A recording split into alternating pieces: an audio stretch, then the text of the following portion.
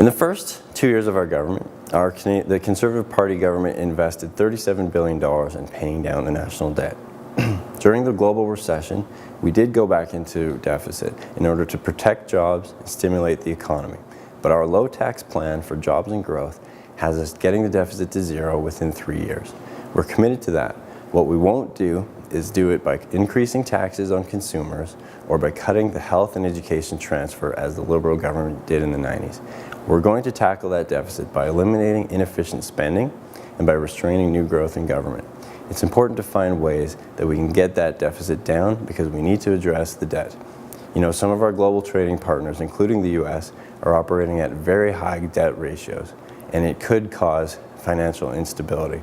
That's why it's so important that we have a stable, Conservative government in Ottawa that can continue to manage our economy, to deal with the global situation, and to ensure that that debt gets paid down as quickly as possible. The Liberal Party has a proud history of reducing deficit and bringing the country back into surplus while retaining and improving and increasing social service programs. A Liberal government, by cutting the fighter jets and bringing them back to an untendered contract into a tendered contract bidding process, and cutting back billions of dollars into retributive criminal justice system, a Liberal government would work to reduce the deficit and balance out an increase in social service programs with the surpluses generated by eliminating the fighter jet program and reducing spending on the mega prisons projects. Well, we are committing to remove the current deficit of over $50 billion within 4 years, and we think that that's perfectly feasible. We now have a debt of between $500 and $600 billion. We need to maintain that or bring it below. The important thing is the debt to GDP ratio. So, you know, the Harper government came into power with having a surplus, and they have created this deficit. And it's not simply because of the global issue, it's because of their policies. When you spend more than $1 billion in a 2-day summit and not a lot comes out of it, Canadians need to be asking questions about how fiscally responsible that government really is. Instead, what we would do is do what the Department of Finance advises. They looked at all the measures that can actually create jobs in Canada, and by creating jobs, you provide revenue for the country. The least effective mechanism is lowering taxes. The most effective mechanism is investment in infrastructure.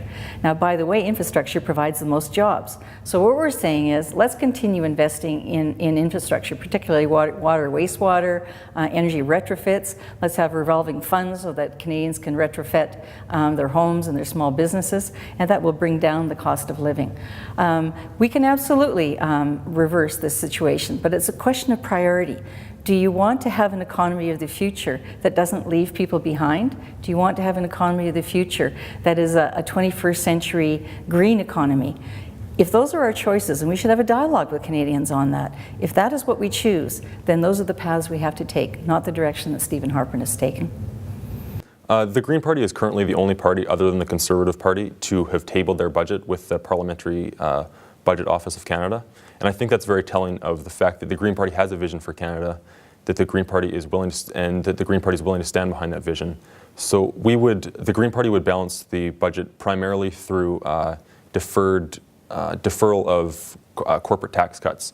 Additionally, we would balance the budget through smart spending, which would reflect the needs of Canadians, not multi-billion-dollar spending on jails and jets that we don't need. Additionally, the Green Party would introduce a revenue-neutral carbon tax that would place the appropriate market signals, or that would send the appropriate market signals to the energy industry, and that would coincide with income splitting for Canadians to relieve some of the financial burden on them.